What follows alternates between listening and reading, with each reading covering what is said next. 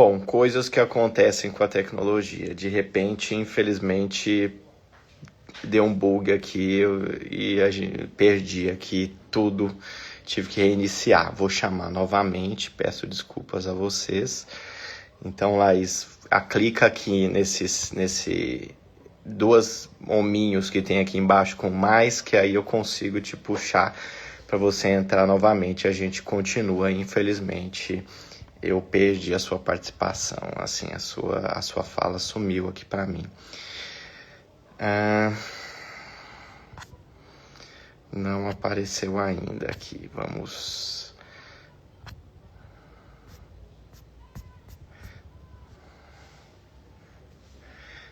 Bom, vamos testar aqui a nosso equilíbrio emocional, nossa regulação.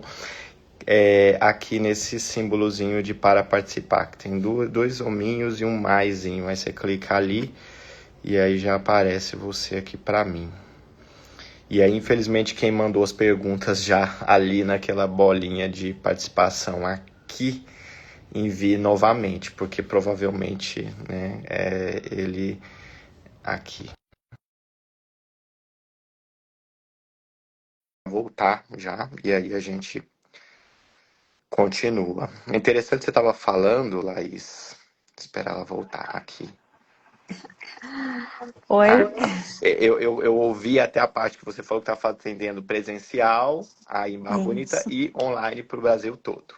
isso. Então, aqui na clínica, né, acho que eu não sei se pegou a parte que quando eu comecei, eu tive uma trajetória mais em outras terapias, né? Aham. E depois eu entrei para a TCC, e quando a gente estuda mais sobre a terapia cognitivo-comportamental, automaticamente a gente começa a estudar mais também sobre diagnóstico, né, protocolos de tratamento, entra nesse universo do diagnóstico que é bem diferente, por exemplo, da psicanálise, onde a gente é outra proposta. E aí, estudando sobre isso, e eu comecei a pegar alguns casos, aqui no interior a gente tem muita dificuldade com profissionais, tanto psiquiatras, né, médicos, quanto da parte da psicologia em si, com conhecimento assim, mais avançado, um conhecimento vasto.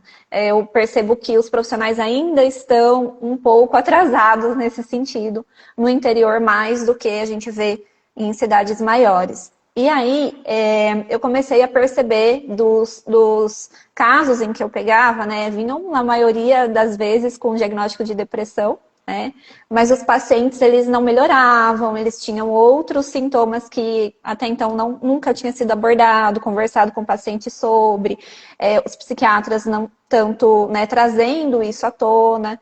E eu comecei a pesquisar mais, comecei a me interessar mais, e foi onde eu conheci o Dr. Diego pelas redes sociais. Na verdade, eu conheci a doutora Amanda, aí depois conheci o Dr. Diego, fiz o curso, comprei os livros, e estudando sobre, isso me deu mais segurança, né, para que eu conseguisse chegar, por exemplo, nos psiquiatras aqui e conversar, né, mais abertamente sobre os sintomas, o que eu vinha percebendo. Então eu consegui, eu lembro até hoje do primeiro psiquiatra que eu consegui conectar, né, porque eles aqui no interior são bem fechados também. Então a gente tem um pouco dessa dificuldade. E eu lembro que eu mandei um e-mail, na época era mais o e-mail, né, trazendo assim o caso da paciente, os sintomas dela, e colocando ali os sintomas, os critérios, né? Por que eu, por exemplo, achava que fazia mais sentido um transtorno bipolar do que uma depressão.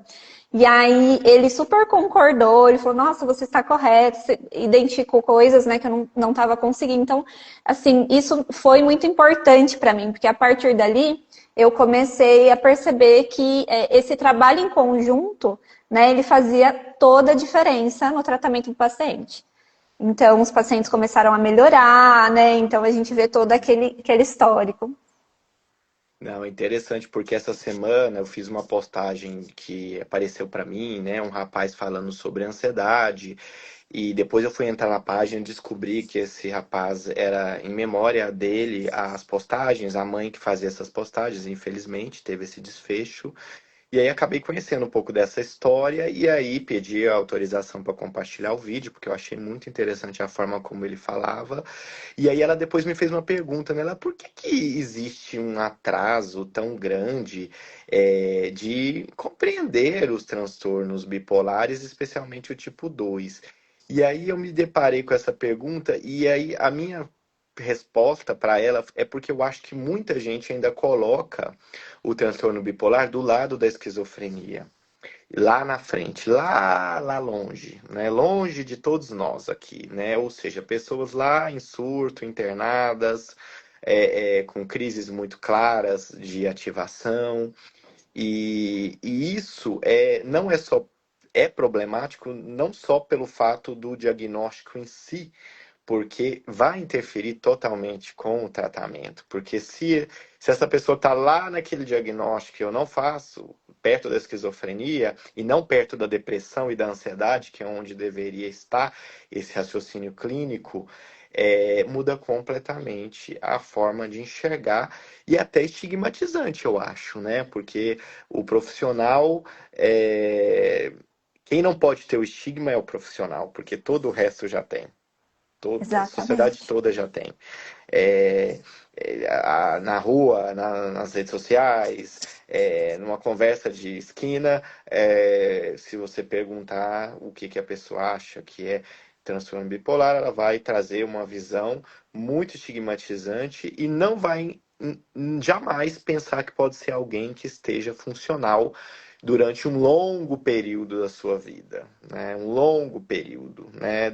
Eu brinco, desde aquela pessoa que te atende no supermercado, a pessoa que faz um procedimento, um dentista, um psicólogo, um psiquiatra, a pessoa que faz uma cirurgia em você, a pessoa que julga o seu processo, a pessoa, enfim, qualquer profissão, né? A pessoa que dirige o seu avião, por que não?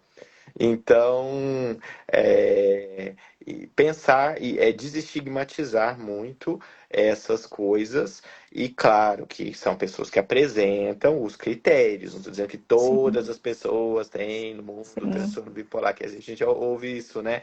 Todo mundo é bipolar. Não, não é. Cerca de 30% da população tem transtorno psiquiátrico maior, assim, que causa prejuízo, e o transtorno bipolar, a depressão é mais prevalente, mas o transtorno bipolar pode chegar ali a 8%, 10%, nessas formas assim, tipo 2 e tudo, né? Então, não é todo mundo, mas são pessoas que vivem com depressões que recorrem, e nos períodos que eles não estão em depressão, é onde está o grande X da questão, né? Onde nós, profissionais, vamos nos debruçar para entender como que é a vida dessa pessoa, porque é isso que vai fazer a diferença no diagnóstico, no momento que ela estava funcional, e não no momento que ela está disfuncional na depressão dela, né? Porque a hipomania é um dos poucos, acho que é o único, na verdade, transtorno, é a única caracterização da psiquiatria onde a pessoa está funcional, né? Enquanto ela está apresentando os sintomas, né? E na depressão não, na ansiedade ela perde funcionalidade, na psicose também, no toque, enfim, né? É, Vamos começar aqui, né? Já tenho várias perguntas aqui. Vamos. É, Eu acho que até tem uma pergunta aqui sobre autismo. Eu acho que o autismo também está sofrendo essa mesma coisa que o transtorno bipolar, né? Uma compreensão mais ampla, né? Qual que é a sua experiência com autismo? Tem uma pessoa perguntando aqui que tem autismo, faz tratamento, se tem diferença no tratamento quando tem autismo e bipolar. Uhum. Eu tenho pouca experiência com autismo em si. Minha maior experiência está dentro dos transtornos de humor, né? Mas já tive alguns pacientes que eu peguei na hora de avaliar, de fazer o diagnóstico, a gente percebeu que tinha uma indicação, ele tinha uma hipótese, né, para autismo. Mas em relação ao tratamento, realmente ele é muito diferente, né? O autismo ele tem muita questão social, né, que a gente vai precisar desenvolver.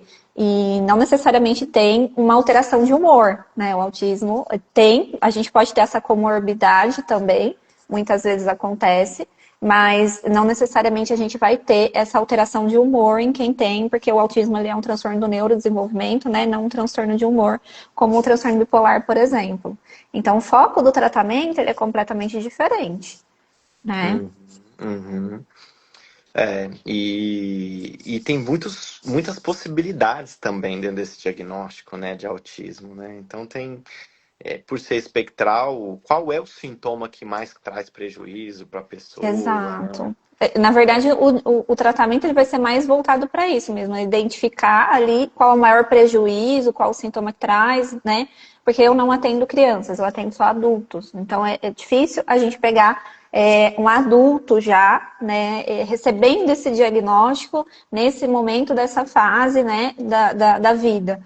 Mas quando a gente pega, a gente vai tentar identificar qual que é o maior prejuízo para poder focar o tratamento nisso, né?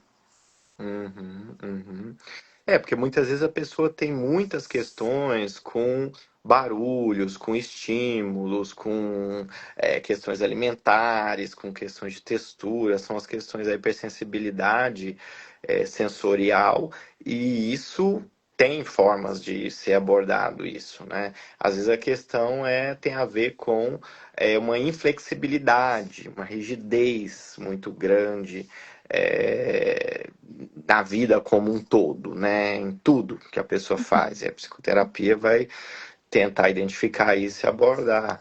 Às vezes tem a ver com os relacionamentos interpessoais, são terapia, treino de habilidade social, é, como, né, comunicar-se com as pessoas sem parecer muito rude, sem parecer muito seco, né? O que pode acontecer muito no autismo. É, Engraçado que eu tinha uma paciente adulta, essa, né? E assim, confesso, eu não sou uma pessoa especialista em autismo, e claro, em formas assim. Então a gente às vezes critica isso dos profissionais, né? Ah, não diagnostica transtorno bipolar, mas é claro que tem apresentações que são muito sutis e que vai ter que ser uma pessoa, né, especializada e tal. E aí essa é uma paciente em que é, a gente focou, claro, nas alterações de humor, todas as questões dela inicialmente. E a psicóloga que atendia, ela falou, eu acho que ela tem traços de autismo. E eu falei, nossa, interessante, em que sentido, né? Em que... E aí, quando ela começou a me explicar, caiu muito a ficha para mim, que é uma questão que eu sempre tive assim um desconforto, claro que não comunicado, é uma coisa que eu guardei para mim, e tudo, que parecia sempre que na relação com aquela paciente ela não estava satisfeita, ela não estava feliz, sabe?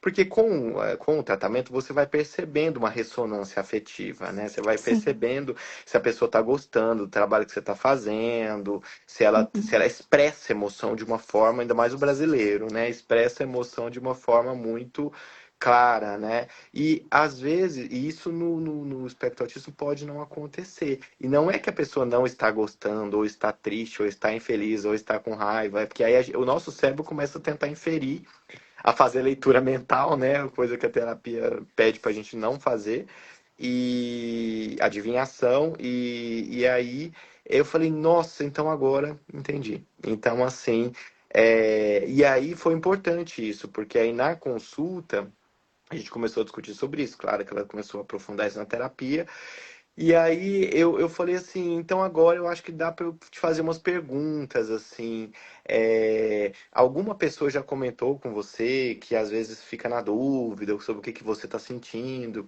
porque a forma como você se relaciona pode não ficar tão claro se você está satisfeita com uma coisa ou outra. Aí ela falou, não, o tempo inteiro, em ambiente profissional, isso sempre para as pessoas do time, né, que ela gerenciava e era chefe e tudo, gerava nas pessoas muita essa ansiedade de não saber como que a pessoa tá lendo a outra. E ela não tinha essa percepção, porque para ela só, não, mas para mim, eu sou assim, eu não fico falando, eu não expresso totalmente as minhas emoções e tudo, eu simplesmente pensei, tá tudo certo e tal. E aí foi interessante isso, né? Porque eu fui também aprendendo isso Já E aconteceu comigo de aí vir eu um fiquei muito paciente com depressão. sensível. Eu fiquei muito sensível para em outros pacientes, com os terapeutas, eu falo assim, será que não tem espectro autismo junto? Porque eu senti um pouco disso. Você está sentindo essa sensação da emoção que não está muito expressa e tudo? Aí foi bem interessante isso. É, já aconteceu comigo de vir um paciente com depressão. Inicialmente, ele veio para tratar a depressão. E a gente até passou pelo tratamento da depressão, e no momento que o humor estava estabilizado, que eu percebi também alguns sintomas que não se resolveram, né, com o tratamento do humor, e onde a gente percebeu que tinha essa questão dos traços de autismo, né? E aí eu indiquei ele fazer, já era um adulto e Uhum. totalmente funcional, totalmente funcional. Sim, sim, Nesse sim. caso, ele já era um profissional assim bom na área dele. E nesse caso, a maior dificuldade era nas relações interpessoais. Ele tinha alguns conflitos nas relações interpessoais por conta da rigidez, por conta de falar, né? Ele mesmo falava, eu falo na lata, né? E não ter um pouco dessa nuance, da flexibilidade. Então foi onde eu consegui captar um sintoma ali. Aí dali eu investiguei outras coisas e percebi que tinha. Uhum. E é interessante isso, né? Porque este falar na lata que você está falando é diferente do falar na lata de uma É, hipomania, por exemplo, né? completamente. Completamente diferente. Eu entendo isso, porque um outro paciente que daí depois foi que esse já, na verdade, ele já veio, ele já tinha um diagnóstico de transtorno de espectro autismo nível 1, de suporte, e a bipolaridade veio daí depois. E é bem interessante isso, porque nós não estamos muito acostumados com isso. Soa um pouco rude para nós brasileiros isso. Porque na nossa cultura é uma coisa muito de humildade, de tomar cuidado da forma como você vai falar para não ofender o outro, porque isso pode ser mal visto e tal. E aí, às vezes, quando a gente se depara com alguém dizendo isso desta forma, assim, o remédio que você escolheu não me ajudou muito. Então, É, veja, a pessoa não foi grosseira, né? Porque numa hipomania isso. a pessoa poderia falar é uma merda, não funcionou, tal. Aqui é só um jeito, claro que o humor estava estável, então, né, calma, nós temos que ter todo esse cuidado. E aí foi bem interessante porque a gente acaba tendo que lidar com essa questão e entender assim que é a forma da pessoa funcionar mesmo, né? E aí a terapia vai ter que tentar treinar isso para a pessoa observar essa forma para se adaptar socialmente, porque socialmente isso não é, em geral, não é muito aceito, especialmente na nossa cultura, né?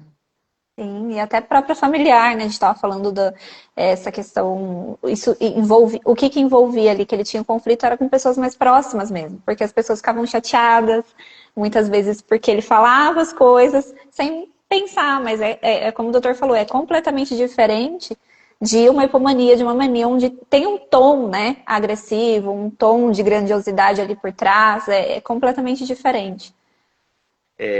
Aqui não tem um tom de humor de fundo, né? É simplesmente é, é feito de forma espontânea e não intencional e totalmente imbricada no jeito de ser do sujeito, né? Assim, porque isso é um quadro do neurodesenvolvimento e é uma forma do cérebro funcionar que produz essas respostas muito secas, muito racionais, muito. Pode soar frio, mas não é o frio totalmente, porque o frio ele é aquilo do personagem da novela, né? Que é Ele fria dizia que é ao pé da diante. letra, né? É ao pé da letra. Simples assim, tipo, Isso, não, um mais um é dois, isso. tomei o remédio e não funcionou, e quem me deu foi você. Então, o seu remédio não funcionou muito. Né? Pois é, mas aí será que o outro vai gostar de ouvir, né? O quanto que a gente tem que agradar um pouco também para conviver em sociedade, né? Aí o hipomaníaco vai dizer: eu não vou agradar ninguém, porque eu não me importo com o que as pessoas pensam, eu quero mais é que as pessoas quem gosta de mim fica, quem não gosta não tô nem aí. Porque tem essa coisa do humor querelante, da briga, do desafio, da grandiosidade de fundo na hipomania. Aqui não, é um negócio diferente, né? E até por isso que na gente não causa tanta reação negativa quanto a hipomania causa às vezes, né? Porque a hipomania já causa aquele conflito, aquela tensão, né? Essa pessoa tá Ela fica... debatendo. Sim, a gente já fica reativo também, né? A gente desregula a gente, né? Uhum. Os profissionais, eles são desreguláveis também. Se as pessoas acham que não, elas vão descobrir isso agora. Qualquer ser humano é desregulável, né? Desregulação emocional. Por quê? Porque o cérebro ele é feito como na natureza. Se eu pego e eu puxo o rabo de um cachorro, ele vai tentar morder. Se eu pego e ataco um profissional, olha, você usa abordagem tal, você é ruim. O profissional, ele tende a pessoa, né? Não vou nem falar profissional, a pessoa, ela tende a reagir. O ser humano, ele é desregulável, ele é feito para desregular, É o para se instinto, defender. né? Para se Isso. defender, pelo Uhum. instinto. Uhum. Só que, claro que aí a gente tem que treinar a nossa capacidade de se regular, né? Até frente às máscaras sociais, todas essas questões aí. Tem uma pergunta interessante que vai um pouco nesse sentido, que tem a ver, tratando do diferencial do tipo 2 do transtorno bipolar tipo 2 com o transtorno borderline. Aí pergunta sobre se o transtorno bipolar pode ter dependência emocional também. Não seria o foco, né, do transtorno em si. Inclusive, essa é uma das principais diferenças, mas o que a gente vê no transtorno bipolar, a gente vê o paciente ele tem as fases, né, da depressão, as fases da hipomania ou da mania. No border, a gente não tem fases, a gente tem alguns sintomas que são da própria personalidade, porque já diz, né? Um transtorno de personalidade, não um transtorno de humor. Então, o que se altera é a personalidade da pessoa. E aí, a confusão que eu vejo muitas vezes que as pessoas fazem em relação às crises, né? Porque o border tem essa questão das crises intensas, quando vem essa questão do medo do abandono. Então, a dependência, muitas vezes, emocional nesse sentido. É muito as crises que sofre, sejam os ataques, a depressão, uma própria ansiedade, uma insegurança ali, ela vem muito por conta desse medo do abandono, que a gente não vê no transtorno bipolar, por exemplo, é independente, não tem necessariamente esse gatilho, né, por trás das crises, dos episódios em si. Uhum, uhum. E você sabe que eu tô lembrando de um caso aqui que me ajudou a entender um pouco isso, porque assim, quando a pessoa tá hipomaníaca, ela tem os outros sintomas de fundo. Então, ela tá ativada, agitada, ela tá impulsiva, apressada, tem esse aumento de energia de fundo, a irritabilidade, tudo, né?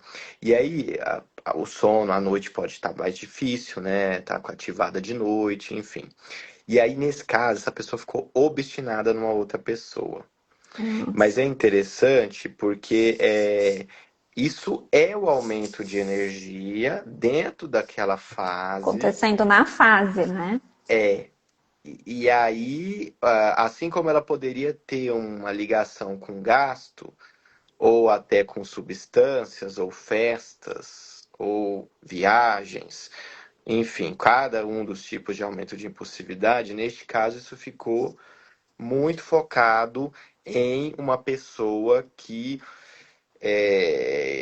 se tornou o hiperfoco, né? O aumento de atividade dirigida daquele momento.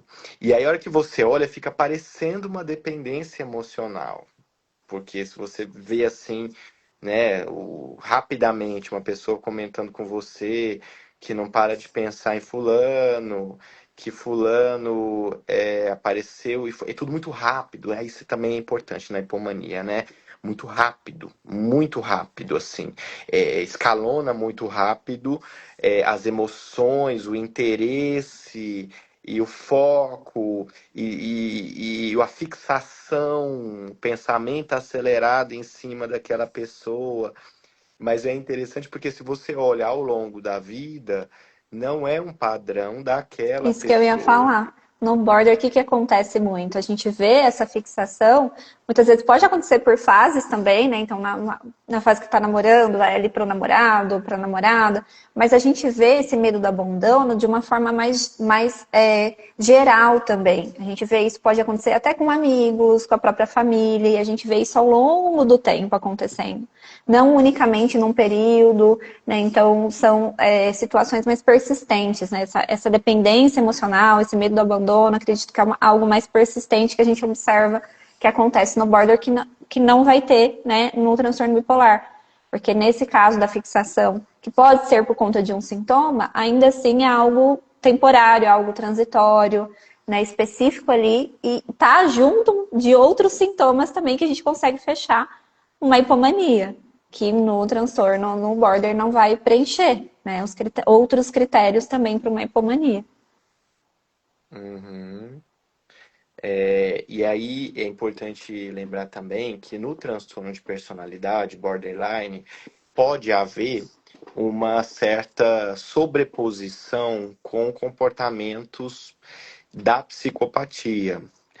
E não que a pessoa tenha esse diagnóstico, mas dentro de todo esse movimento de dependência e de hipervalorização, isso pode ir para um extremo quando frustrado, quando aquilo é rejeitado, né, aquele objeto é rejeitar, ela sofre a rejeição enquanto objeto do outro, ela pode passar a pessoa pode passar para um lado de extrema raiva e desvalorização e, a depender dessa sobreposição, ter até comportamentos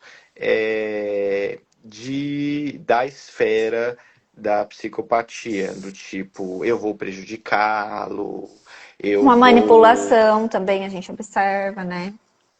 Muitas vezes, mas não necessariamente isso é pensado, né? É consciente.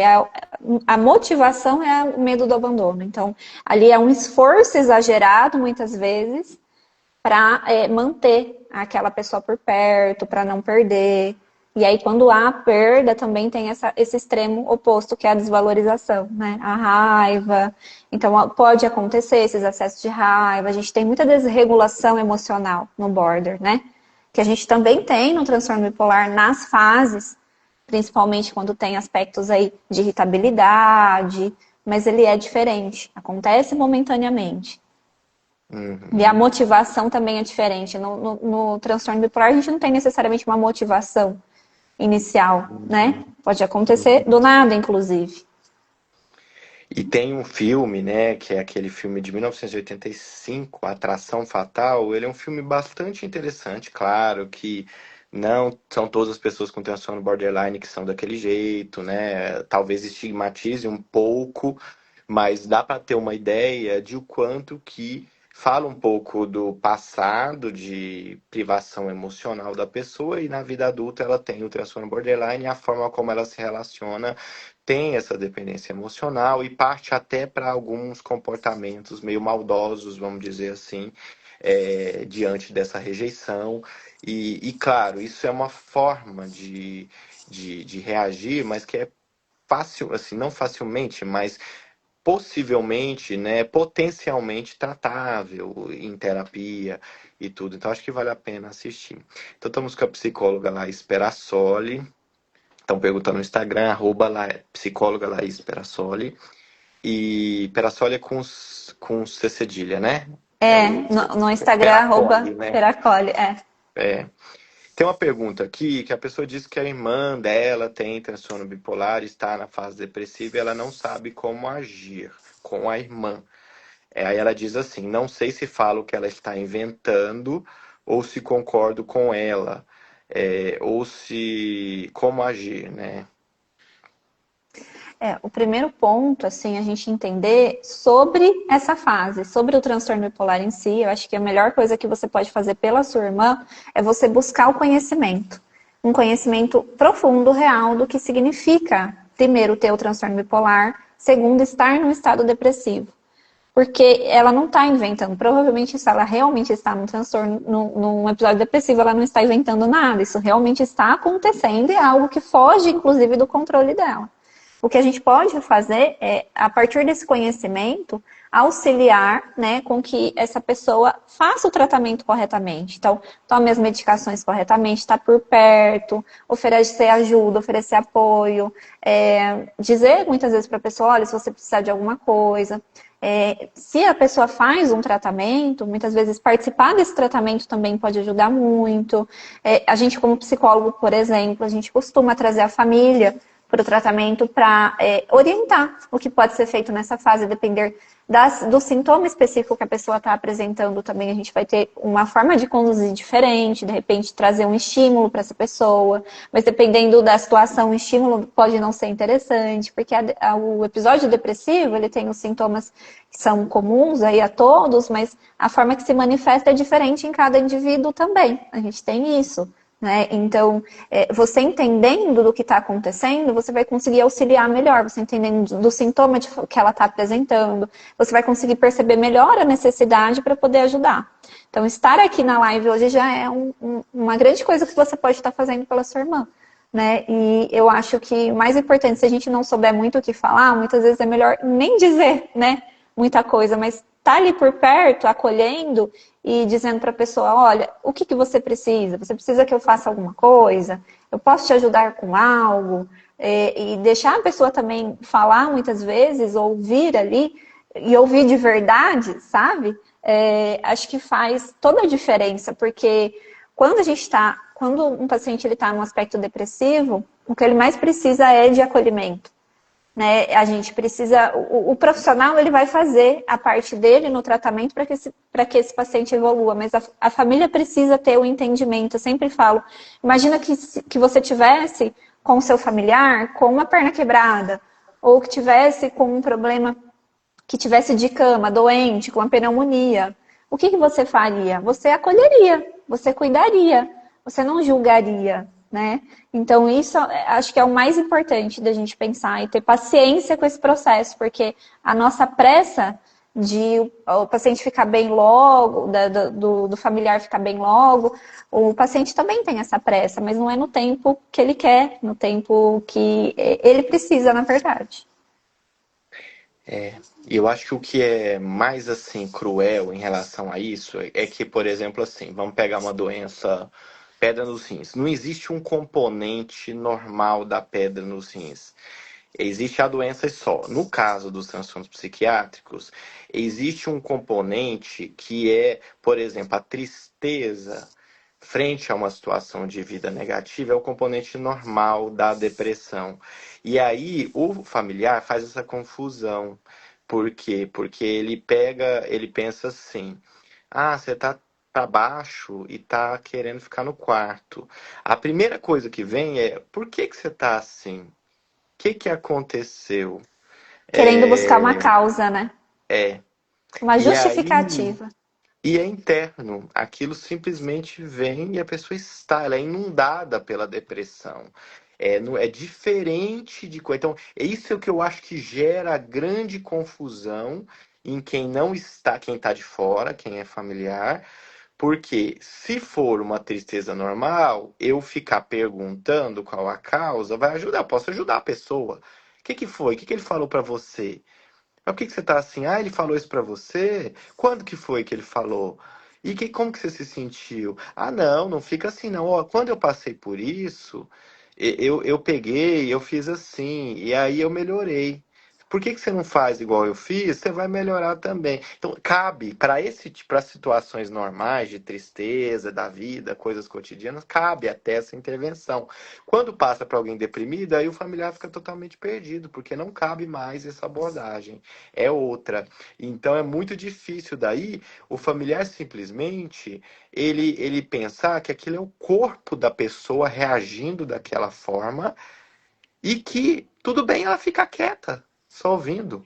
Não precisa ficar dando dica, não precisa ficar dando opinião, ou ficar dando palavras de estímulo para que fazer a outra ficar bem. Porque na verdade, não há essa necessidade, esse esforço, né, frenético do familiar de tirar a pessoa do fundo do poço. E, na verdade, eu acho que esse esforço ele pode até prejudicar a própria pessoa, porque ela também começa a se sentir numa urgência, né, de ficar Exato. bem logo, e aí ela fica, eu não tô melhorando, e aí já era pra estar boa, né? Então, isso também acaba até prejudicando o tratamento.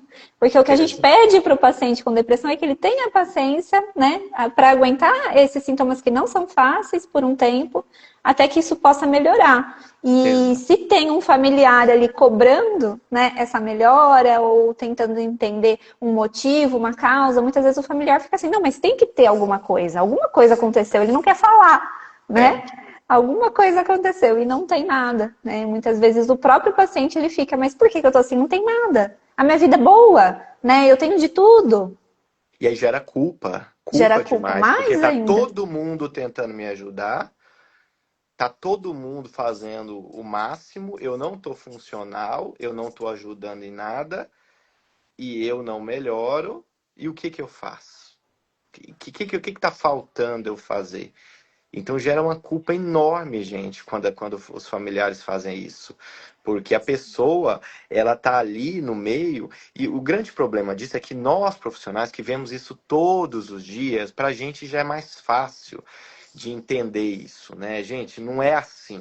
É um processo e é uma regeneração, como se fosse uma planta que vai voltar a ficar verde, estava marrom, quase morrendo.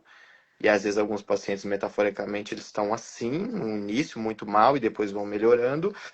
Mas para quem tá. E é um processo que vai acontecendo de recuperação física e emocional, psicológica, né?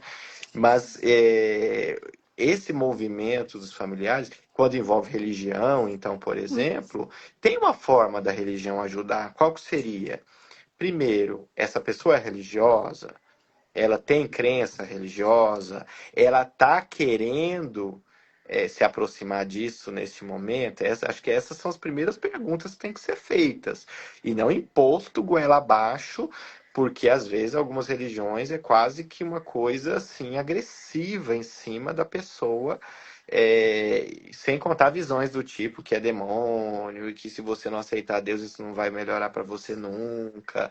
Mais culpa ainda, né? Mais culpa Mas ainda na história, né? e até outro perigo que eu vejo acontecer muito é que, às vezes, o familiar está tanto na ânsia daquele paciente melhorar logo, inicia o tratamento, o paciente ele tem um tempo, né, para essa melhoria, e ele traz essa questão da urgência também. Ah, não, vamos trocar de profissional. Ah, esse medicamento acho que não tá bom para você, não. Vamos escutar uma segunda opinião, porque você não consegue, você não sai da cama, você não melhorou ainda.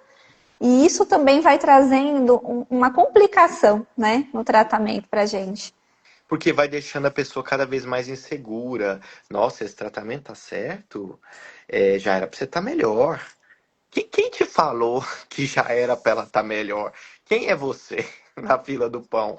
E você é um profissional? Você avaliou a gravidade, o curso, a longitudinalidade desse caso, as interações, as comorbidades, os tratamentos prévios, a idade de início, o diagnóstico, o subtipo? Gente, né? Mas assim, muitas familiares, eles. E aí, essa fala é extremamente prejudicial. Por quê? Porque ela pode gerar mais insegurança na pessoa. Porque já era para você estar melhor. Você está muito tempo afastada, né? Nossa, já era para você estar melhor. Será que o medicamento está certo? Então, assim, colocar esse tipo de fala para a pessoa que está doente, guarda para você. Se você quiser consultar o profissional e tal, é uma outra história. Agora, derramar esse tipo de dúvida em cima da pessoa que já está vulnerável é igual eu derramar em cima de uma criança uma depressão. Às vezes os pais, mãe deprimida, eu tinha uma paciente assim, eu falei, olha, não dá mais para isso. Ela ficava fazendo terapia com a filha de 7 anos, 6, 7 anos, falando das tristezas, chorando. Eu falei, não, não, parou isso, pelo amor de Deus. esta criança não tem nenhum tipo de habilidade nem suporte para lidar com as suas questões. Isso aí é na sua terapia. Né? E quando for com o familiar, ele tem que agir dessa mesma forma com o paciente que está vulnerável. Se eu estou em dúvida, se eu estou inseguro, ou eu proponho uma outra avaliação com outro profissional, ou eu vou e converso em separado. Agora fica, mas será que? E aí? Pondo Será mais que tá dúvida, né? certo? Uhum. Vai piorar mais ainda a situação. A pessoa já está totalmente em dúvida, insegura, com culpa, com medo, se sentindo inútil, querendo melhorar, porque assim, pasmem, tá? Para familiares, caso estejam aqui, a pessoa que está em depressão, ela já tentou todas as formas de melhorar que você acha que são possíveis, tá? Pode parecer que não, mas a pessoa já tentou. Então a pessoa já tenta Deus, já tenta mudar os pensamentos, aí ela tenta, não, então eu vou acordar, hoje eu vou fazer isso. Ah, não, então eu vou tomar o sol. A pessoa vai tentando, mas não funciona. Muitas vezes não funciona. Quando a pessoa está deprimida é porque não vai funcionando. E aí ela tem que pedir ajuda e os profissionais eles vão tentando, né? Eles vão Uhum. tentando. Mas há um tempo. Tem sempre que ter na cabeça a historinha da planta, né? Se alguém chegar hoje e falar assim, ó, eu vim aqui nessa floricultura, essa planta tá seca, eu quero ela com frutos para amanhã, porque eu tenho uma festa e eu preciso que ela esteja lá em cima da mesa. A pessoa vai falar, então sinto muito, você pode buscar outro lugar, aqui você não vai conseguir isso. Isso não existe na natureza, não existe. E nós somos seres da natureza. Então, querer que a cabeça melhore de um dia para o outro, no caso aqui não é nem de um dia para o outro, ou de uma semana para outra, um sistema tão complexo quanto o cérebro, não é assim que vai funcionar. E a depender da história ainda da pessoa, né? A pessoa sofreu abuso na infância, pais brigando dentro de casa, negligência, passou por um monte de estressor, depressão desde não sei quantos anos. Então, assim, olha para o passado. Então, é muito machucado, um sistema nervoso muito machucado ao longo da vida. Ele vai precisar de mais cuidados para ele se recuperar. Sim. Tem uma pessoa aqui perguntando sobre os prejuízos que a mania e a hipomania pode trazer na vida profissional. Isso tem até, muitas vezes é confundido, né? Quando o paciente. A mania não, a mania já é mais claro o prejuízo, né? Geralmente a pessoa ela fica realmente incapacitada até mesmo para o trabalho. Porque cinge completamente, os sintomas eles causam maior prejuízo. Já na hipomania, muitas vezes o aumento de energia e direcionado muitas vezes para a questão profissional pode até ser confundido como uma fase boa na vida profissional, inclusive. Então, a gente tem que investigar para conseguir conscientizar o paciente que não necessariamente aquilo é positivo, porque a pessoa ela começa a trabalhar muito, por exemplo, né, na questão profissional que a gente vê, ela começa a trabalhar muito, deixando outras necessidades importantes de lado, então trabalha-se 12, 14, dorme pouco, e aí fica nesse looping. Acorda, trabalha, vai dormir, trabalha de madrugada, estende muito o horário de trabalho, deixa de, às vezes, se alimentar direito, deixa de dormir, deixa de participar dos eventos sociais, né, de coisas que também são importantes muitas vezes para o paciente, mas ele não está percebendo, porque falta essa consciência, essa percepção no momento desse sintoma. Então, há uma certa impulsividade ali que acaba trazendo um prejuízo na vida da pessoa nas outras esferas. Porque fica em desequilíbrio, né? Você está tão direcionado para isso que as outras esferas ficam de lado, fica de lado. Sempre tem algum prejuízo, é que o prejuízo ele não acontece em todas as esferas da vida da pessoa, como Exato. na mania, né? Mas é exatamente como você falou, se a pessoa está obstinada em trabalho, o casamento está indo para o ralo. Ou a criação da filha. E aí depois a pessoa não sabe por que que a filha nunca gostou da pessoa, mas ela passou a vida inteira com compulsão em Então, na trabalho. verdade, né, da pergunta da pessoa, na verdade, o prejuízo, se há um aumento dirigido para o trabalho, o prejuízo não necessariamente vai ser no trabalho. prejuízo talvez a gente vai observar em outra esfera em decorrência, né, dessa obstinação para o trabalho. Uhum. E aí, se a hipomania for mista, com irritabilidade, aí ainda é mais complicado, porque a pessoa pode estar grandiosa, achando que É, sabe mais que o chefe, é. sendo, sem perceber, sendo irônica, sarcástica e grosseira nas mensagens, nas atitudes, sem Tomando a paciência. frente, né? Tomando a frente de alguns processos, que isso pode ser confundido, às vezes, com uma proatividade, mas não necessariamente é uma proatividade, é estar passando à frente ali de algumas etapas. E não respeitando as hierarquias, isso eu já vi em alguns casos aí de pacientes, que a pessoa vai nessa crescente de eu consigo, eu sei, eu faço, e aí quem está em volta, às vezes, pode se sentir ameaçado com isso. Porque a pessoa vira e fala, não, eu tenho que falar com o meu chefe, mas ele é tão lento e eu sei muito, eu já vou falar direto com fulano, que o outro que está acima, ele vai entender, ele já vai captar logo, né? E a pessoa acha que ela está fazendo uma boa coisa com isso, só que no ambiente profissional isso pode ser péssimo, né? Uhum, sim. E talvez até entrar numa certa competição, né, com outros funcionários ali, outras pessoas que participam do mesmo setor, mesmo ambiente. Então a gente pode observar, depender do trabalho específico, a gente vai observar um prejuízo específico, né? Exato. Estamos caminhando para o fim. Acho que tem uma última pergunta aqui que eu acho que é interessante. Como lidar com a culpa acerca do aumento de impulsividade sexual, né? A hipersexualização. E a pessoa diz assim, principalmente quando os comportamentos não condizem muito com a personalidade prévia da pessoa. Isso é uma coisa que, se for um episódio que já passou, né, vai ter que trabalhar na terapia para a gente elaborar essa situação, no sentido de entender mesmo em que isso aconteceu, provavelmente porque você estava frente a um episódio, não tinha total controle da situação. E o entendimento faz com que a gente possa pensar em como que isso não aconteça mais daqui para frente, né? Então, tentar entender o que eu posso fazer, coisas que eu posso observar nas próximas vezes para que isso não se repita. Então, o que a gente pode fazer daqui para frente é algo importante para a gente ajudar a elaborar o que aconteceu. Mas o entender que não foi necessariamente você ali, né, a sua personalidade totalmente consciente nesse sentido, mas você estava inundada por um episódio em que fez com que isso, né, acontecesse, mesmo que você não quisesse, foi assim, e a gente vai ter que trabalhar no sentido de melhorar para que isso não se repita mais. Então, o tratamento vem nesse sentido, né, para estabilizar, para a gente ficar atento aos sinais, aos sintomas, desenvolver um autocontrole, uma regulação.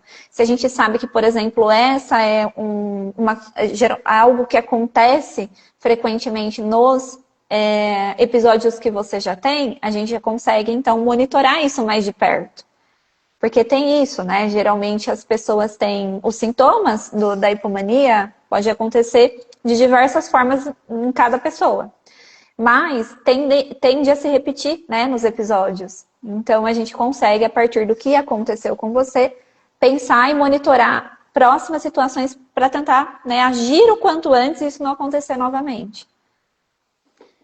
E às vezes assim, porque quando é uma hipomania, tá tão enraizado na vida da pessoa aquilo, como uma situação cotidiana, uma situação banal do dia, que a própria pessoa às vezes fica com dúvida: será que eu não estou me escondendo atrás de um diagnóstico, de um dizer que é uma hipomania e na verdade sou eu que sou uma pessoa que ruim, uma pessoa com caráter complicado e escolhi fazer algumas coisas sexuais sim.